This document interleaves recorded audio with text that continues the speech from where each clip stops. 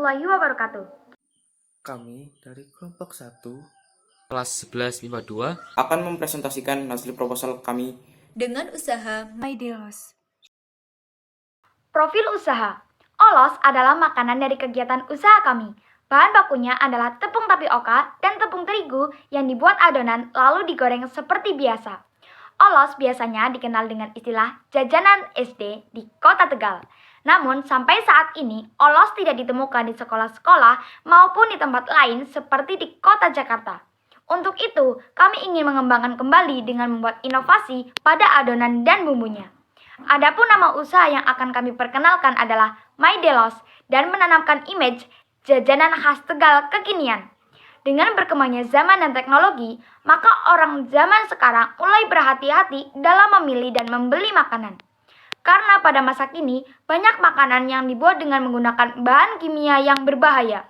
Sebagian masyarakat kelas bawah memilih makanan hanya berpedoman pada rasanya yang enak dan murah. Dua hal inilah yang menjadi prioritas utama mereka dalam membeli makanan. Mereka tidak begitu memikirkan kandungan yang terdapat dalam makanan tersebut. Untuk itulah kami bermaksud untuk membuat makanan yang memiliki rasa yang enak dengan harga yang cukup murah dan aman untuk dikonsumsi karena tidak menggunakan bahan kimia yang berbahaya serta memiliki kandungan gizi yang cukup. Dari uraian di atas, maka sangat potensial bila kami mengembangkan usaha olos. Karena sebagian dari masyarakat sangat menyukai olos karena rasanya yang enak, gurih, dan nikmat. Olos merupakan cemilan seperti somai, terbuat dari tepung pati atau tepung aci dan tepung terigu. Namun, yang membedakan olos dengan somai adalah cara pembuatannya, dan olos juga ada isi di dalamnya, seperti berisikan sayur mayur, daging, sosis, dan lain sebagainya. Tergantung dari pesanan konsumen. Cemilan ini juga memiliki ciri khas yang tidak dimiliki oleh jenis cemilan yang lain. Ciri khas dari olos yaitu di dalamnya pasti berisikan potongan cabai. Pembuatan olos sendiri adalah dari tepung terigu dan tepung pati atau tepung aci. Cemilan ini cocok sekali dijajankan di area-area keramaian seperti di sekolah, kampus, pasar malam, atau di pinggiran jalan yang sering dilewati oleh masyarakat. Karena jajanan ini sangat pas dengan isi kantong mereka dan juga karena rasanya yang enak dan sangat bombastis di lidah menjadikan jajanan ini begitu diminati oleh mereka. Dengan alasan dan landasan tersebut, kami berniat untuk merintis usaha olos. Manfaat usaha. Yang pertama, manfaat ekonomi. Usaha olos ini cukup menjanjikan karena keuntungan yang didapat cukup besar dengan modal yang lumayan sedikit. Kami menawarkan dan memudahkan bagi pelanggan dengan memberikan harga yang murah, tapi dengan produk yang tidak murahan. Dengan kata lain, kualitas produk selalu dijaga dan dijamin kesehatannya. Dengan usaha ini diharapkan dapat memberikan keuntungan. Yang kedua, manfaat sosial. 1. Bagi pemilik. Dengan melihat peluang ini, diharapkan usaha ini dapat berkembang ke berbagai daerah yang ada di Indonesia. Usaha olos ini sangat menjanjikan bagi kita karena masih banyak daerah-daerah di Indonesia yang belum menikmati enaknya olos. Sehingga kita dapat membuka cabang penjualan olos. Keuntungan yang dapat diperoleh pemilik usaha yaitu dapat menjadikan sebagai pengalaman dalam berbisnis, serta dapat menjadi pembelajaran dalam menjalankan bisnis-bisnis lain yang lebih besar. Pembelajaran yang diperoleh seperti bagaimana cara melayani konsumen dan lain sebagainya. 2. Bagi masyarakat. Dengan adanya olos ini dapat menjadi alternatif bagi masyarakat untuk memenuhi kebutuhan cemilan mereka. Selain itu, juga secara tidak langsung dapat membuka lapangan kerja bagi masyarakat yang membutuhkan pekerjaan. Karena apabila usaha ini telah berkembang, maka membutuhkan tenaga kerja untuk membantu dalam kelancaran usaha. strategi pemasaran. Adapun strategi pemasaran yang kami lakukan adalah yang pertama, dari mulut ke mulut. Proses ini merupakan promosi yang paling sederhana serta tidak memerlukan banyak biaya untuk melakukan promosi ini. Cukup dengan bercerita dengan teman-teman kita atau keluarga untuk mempromosikan usaha kita. Sehingga secara tidak langsung semua konsumen atau masyarakat akan mengetahui usaha kita. Dan apabila usaha kita sudah dimulai dan disukai, maka konsumen tersebut akan memberitahukan kepada orang lain untuk membeli olos di tempat kita. Yang kedua, dengan media internet. Selain media promosi dari mulut ke mulut, Maka promosi juga dapat dilakukan dengan media internet seperti dapat melalui Facebook, Instagram, Twitter, dan lain-lain. Karena sebagian besar masyarakat telah menggunakan media tersebut, sehingga masyarakat dapat mengetahui usaha kita. Yang ketiga, dengan media brosur dan spanduk. Selain promosi dari mulut ke mulut dan internet, kami juga menyiapkan brosur dan spanduk agar masyarakat dapat melihat produk kami dan mengetahui langsung usaha yang kami buat. Setelah melihat gambar, masyarakat biasanya akan tertarik untuk melihat bahkan membelinya, dan itu yang kami ingin. Analisa pesaing. Yang pertama, target pasar. Usaha ini berlokasi di tempat-tempat yang strategis dan di pinggir-pinggir jalan utama seperti alun-alun, kampus-kampus, sekolah-sekolah, pasar malam, dan tempat keramaian lainnya. Tempat-tempat lokasi tersebut yang banyak dilewati oleh masyarakat, baik masyarakat lokal maupun non-lokal. Sehingga usaha kami ini mudah dikenali oleh masyarakat. Yang menjadi target pasar kami yakni masyarakat sekitar dan masyarakat pengguna jalan tempat usaha kami dijajakan. Yang kedua, persaingan. Meskipun makanan ini sudah terkenal di kalangan masyarakat, namun tidak semua orang bisa meniru dan membuat makanan ini. Dikarenakan proses pembuatannya yang sulit. Dengan demikian, kami tidak takut akan adanya saingan jajanan yang lain. Namun, kreativitas akan tetap kami lakukan. Bagaimana cara kita menarik konsumen agar dapat membeli produk kita ini, tanpa membuat penjual jajanan yang lain merasa tidak senang dengan kita. Kekeluargaan harus tetap selalu terjaga antar sesama pedagang dengan cara menaati peraturan dan undang-undang dasar yang telah ditetapkan. Yang ketiga, sasaran pembeli. Dalam menjalankan usaha ini, sasaran pembeli kami yaitu mencakup semua kalangan masyarakat, baik kalangan bawah maupun kalangan atas. Kalangan tersebut sebagian besar mampu untuk membeli produk kami yang kami tawarkan, karena harga yang kami berikan pun cukup terjangkau untuk semua kalangan. Harga yang kami berikan yaitu mulai dari Rp4.000. Sasaran pembeli semua kalangan karena makanan yang kami tawarkan cocok untuk dinikmati sebagai cemilan oleh semua umur. Desain dan pengembangan. Yang utama, desain bisa terbuat dari kertas yang ditutup dengan ziplock atau wadah kertas biasa. Kedua, pengembangan. Pengembangan pasar. Selain melakukan berbagai strategi pemasaran produk seperti di atas, kami juga mempromosikan usaha kami ini dengan cara menambah pasar baru untuk memperluas jangkauan yang sudah dimiliki. Dalam hal ini, dapat dengan memperluas usaha oles ini, dengan harapan usaha ini akan lebih dikenal oleh masyarakat dan juga dapat menambahkan pendapatan serta dapat mengurangi tingkat pengangguran dengan mempekerjakan karyawan yang baru.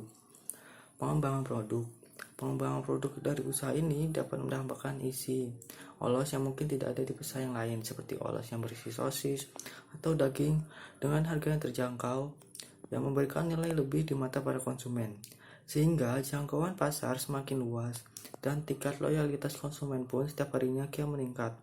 Kami juga menerima pesanan pada acara-acara arisan, reunian, dan juga acara-acara lainnya. Rencana operasional dan manajemen. Rencana pendistribusian produk kami bisa dilakukan dengan diantar langsung kepada konsumen sesuai pesanannya, serta produk kami bisa diambil langsung oleh konsumen di rumah produksi olos.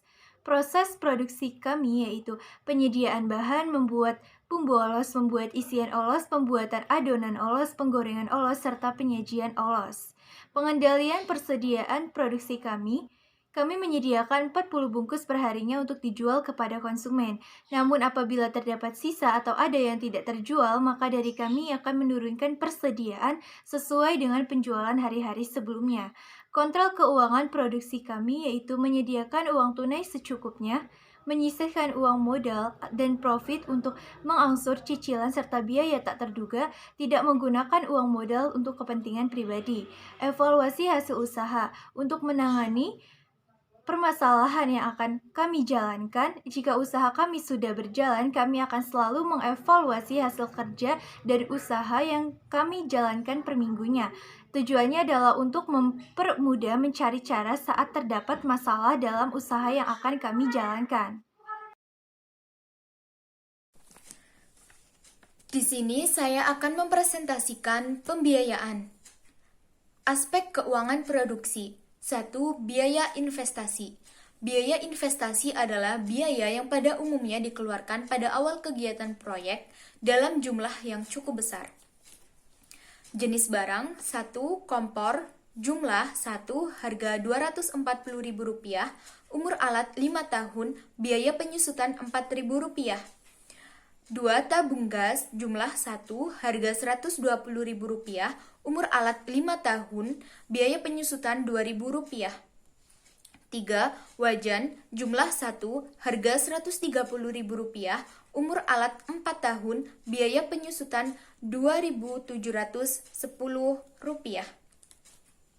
4. Spatula, jumlah 1, harga Rp10.000, umur alat 3 tahun, biaya penyusutan Rp277. 5. Panci, jumlah 1, harga Rp70.000, umur alat 5 tahun, biaya penyusutan Rp1.166. 6. Baskom, jumlah 1, harga Rp10.000, umur alat 3 tahun, biaya penyusutan Rp277. 7. Pisau, jumlah 2, harga Rp24.000, umur alat 3 tahun, biaya penyusutan Rp666. 8. Talenan, jumlah 2, harga Rp40.000, umur alat 3 tahun, biaya penyusutan Rp1.111. Dan jenis barang lainnya, harga Rp40.000, umur alat 5 tahun, biaya penyusutan Rp666. Dan hasilnya jumlah harga keseluruhan yaitu Rp684.000 dan jumlah penyusutan keseluruhan Rp12.873. 2. Biaya variabel. Biaya variabel adalah biaya yang bisa berubah secara proporsional tergantung produksi yang dikeluarkan. 1. Tepung aci harga Rp10.000. 2. Tepung terigu harga Rp5.000. 3. Daging ayam harga Rp12.000. 4. Bubuk balado instan harga Rp5.000. 5. Royco harga Rp3.000. 6. Bawang putih harga Rp1.000. 7. Garam harga Rp1.000. 8. Cabai merah harga Rp5.000. 9. Minyak goreng harga Rp12.000. 10. Kemasan harga Rp6.000. 11. Isi gas harga Rp10.000. Jadi jumlah dalam satu kali produksi per hari yaitu Rp71.000. 3. Biaya tetap. Biaya tetap adalah pengeluaran bisnis yang tidak bergantung pada tingkat barang atau jasa yang dihasilkan oleh bisnis tersebut. Jenisnya 1. Air dan listrik harga Rp10.000. 2. Penyusutan alat harga Rp19.206. Jadi jumlah biaya per hari yang dikeluarkan adalah Rp29.206. Dan jumlah biaya per bulan yang dikeluarkan yaitu Rp876.180. 4. Banyaknya produksi dalam satu hari yaitu 200 butir atau 40 porsi. 5. Biaya total. Biaya total dihasilkan dari biaya variabel ditambah biaya tetap. Dalam satu hari, biaya totalnya yaitu Rp71.000 ditambah Rp29.206 menjadi Rp100.206. Jadi biaya total perharinya yaitu Rp100.206. Dan biaya total per bulan yaitu Rp1.905.000 ditambah Rp876.180. Jadi Rp2.781.180. 6. Harga pokok produksi. Harga pokok produksi yaitu biaya total dibagi jumlah produksi. Dalam satu hari yaitu Rp100.206 rupiah dibagi 40, yaitu Rp2.500 per porsi. Dan per bulannya yaitu 3.6.180 rupiah dibagi 1.200, yaitu Rp2.500 per porsi. 7. Laba atau keuntungan. Laba yang diinginkan adalah Rp2.400 per porsi. 8. Harga jual.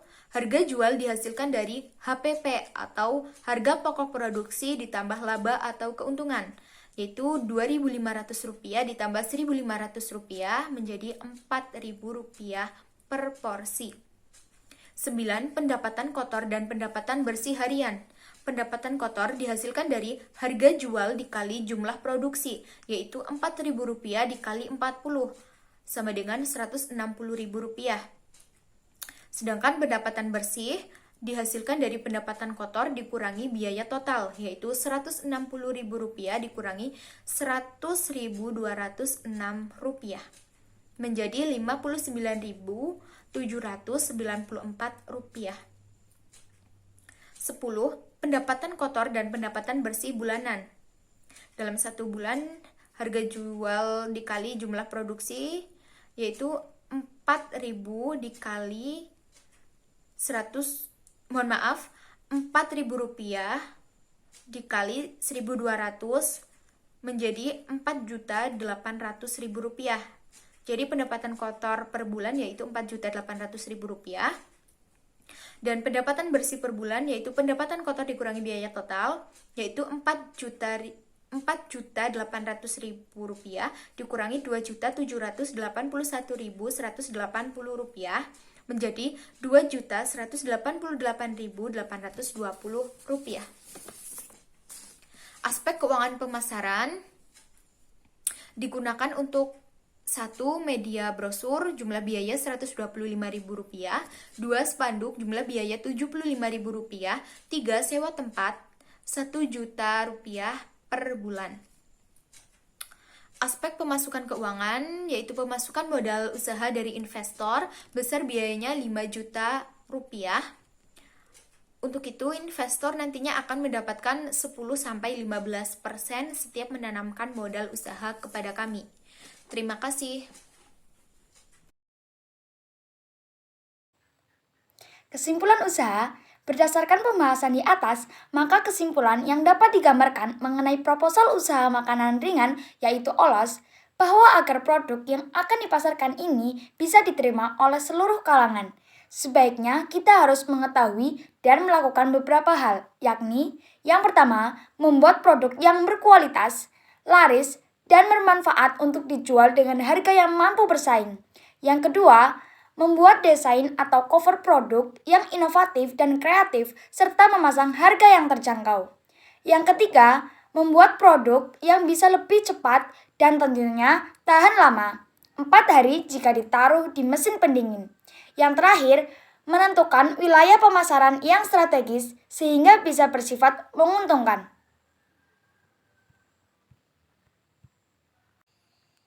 Demikian presentasi dari kami. Mohon maaf jika ada kesalahan dalam penyampaian. Wassalamualaikum warahmatullahi wabarakatuh.